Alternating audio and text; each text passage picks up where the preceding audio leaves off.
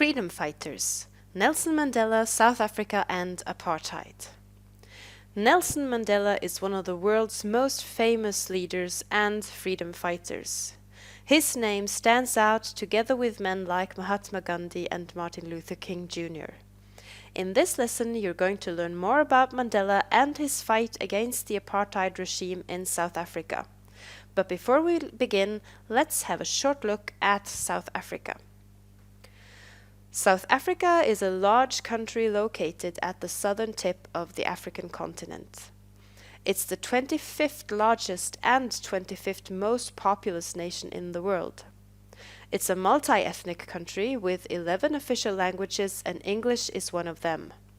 English is also the most predominant lingua franca used in, for example, newspapers and the media.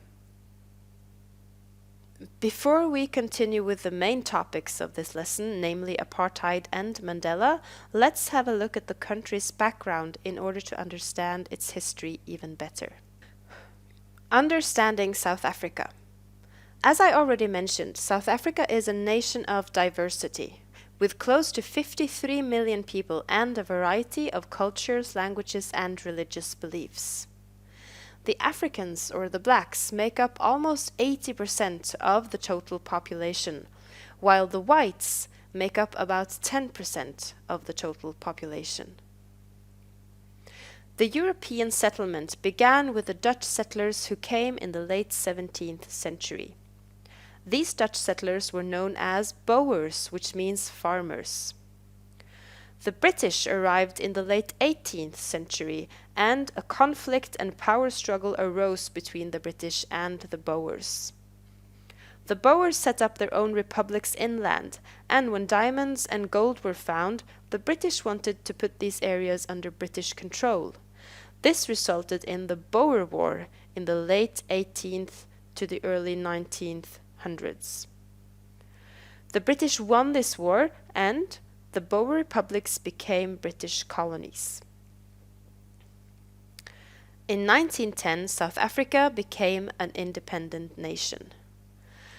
But throughout its history of colonization, the Africans and the colored were treated very badly by the Europeans and the whites.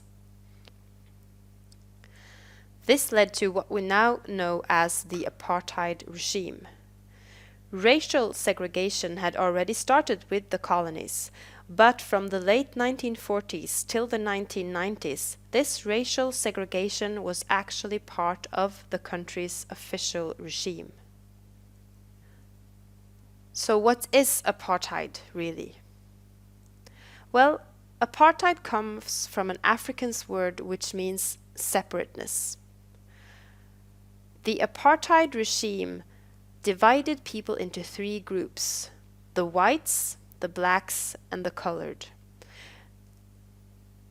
The apartheid was an official policy from 1948 till 1994, and what this meant was that blacks and colored were oppressed and heavily discriminated against in all possible aspects of life. This was both who they could marry, what kind of careers they could have, justice, their education, where you could live, places you could go, etc., etc. Let's have a look at a couple of everyday examples of the apartheid system. The apartheid regime segregated people lawfully in every aspect of life. As I already mentioned, when it came to jobs, education, and having equal rights. These three images strike me as extremely powerful because they show us how the apartheid regime was a major part of people's everyday lives. For example, if you went out to walk in a park and you wanted to sit down on a bench, you would have to look at the sign whether this was a bench for Europeans or a bench for blacks and coloreds. The two other images in color, they are from the mid-1980s. The one on the top right shows us a bus stop. Now notice please that in one part of the bus stop you see only white people, while the people waiting in the back, they're black and colored. If you wanted to go to the beach, some beaches were reserved for white persons only. Probably the best beaches anyway. Then the regime would put up signs like the one you can see in the picture on the left, white persons only. The sign says that this beach is only for white persons and that blacks are not allowed. In addition to these everyday racial segregation, the blacks had no political or economical rights either.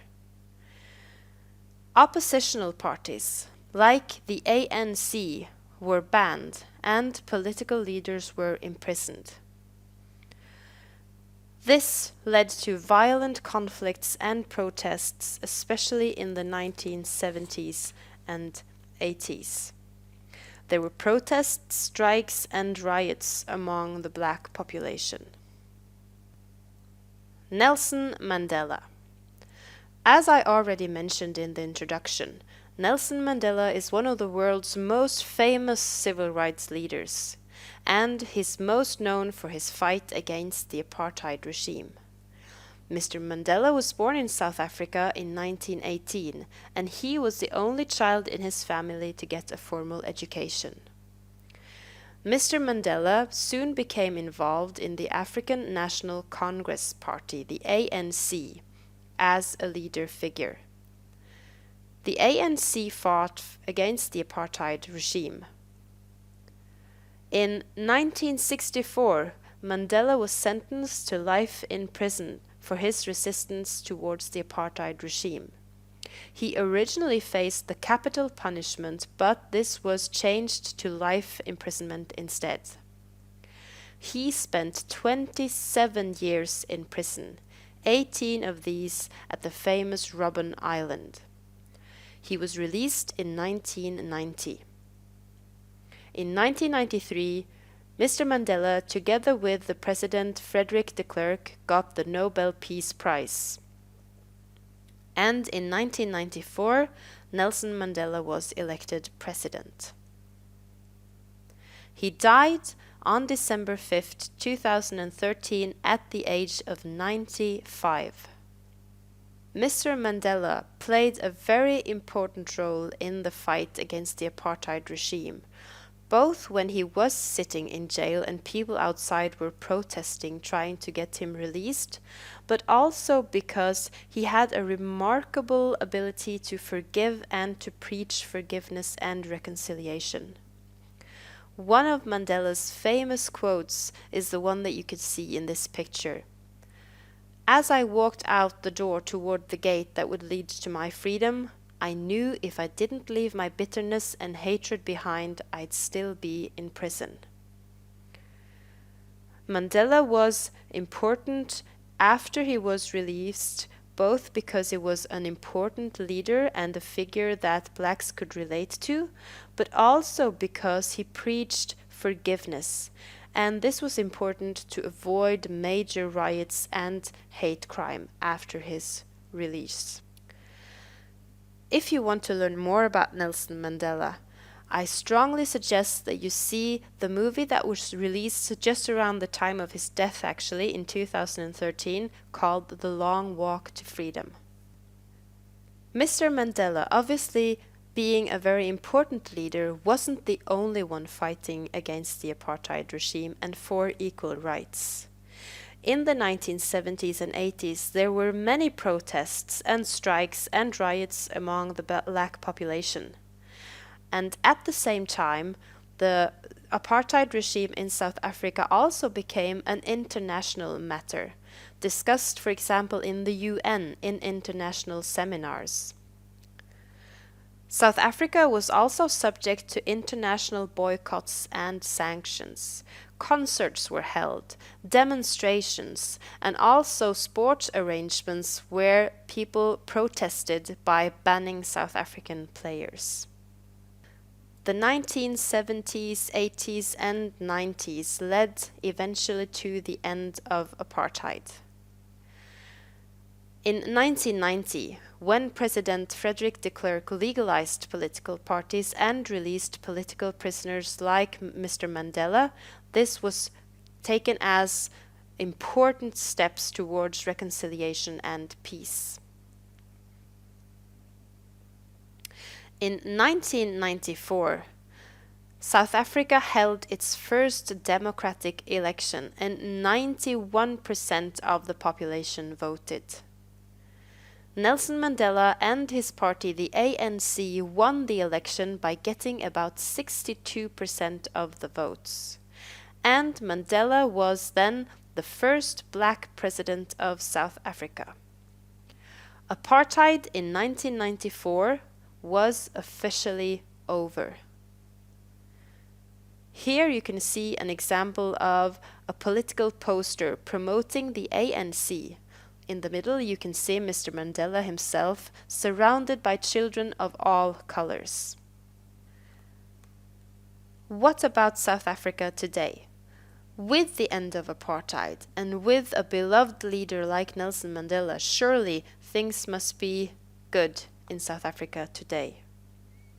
Well, South Africa is considered to be a newly industrialized country, and in theory it's an equal country, but in real life there are still great differences. The white minorities still have most of the power, and the whites still have the best living condition. Poverty and inequality are widespread, and 1/4 of the population, preferably blacks, are unemployed and live on less than $1.25 a day. The nation also faces great challenges when it comes to crime, tribal conflicts, illegal immigration, the spreading of AIDS, and, as I said, poverty. White people still control most of the country's economy, but also white people are emigrating to other countries because they feel insecure in South Africa. So, even if the apartheid regime is abolished, and even if Mr. Mandela was a beloved leader who helped put his country back on its feet again, there are still very many difficult challenges that the country must face in its future. If you'd like to read more, I suggest you go to your English textbook, go to ndla.no, see the film The Long Walk to Freedom. I truly recommend this film. Or go and have a look at the links that you can find in our course material. The sources I've used when putting this presentation together are Stunt, Targets, an article from Wikipedia, and also Creative Commons licensed pictures from flickr.com.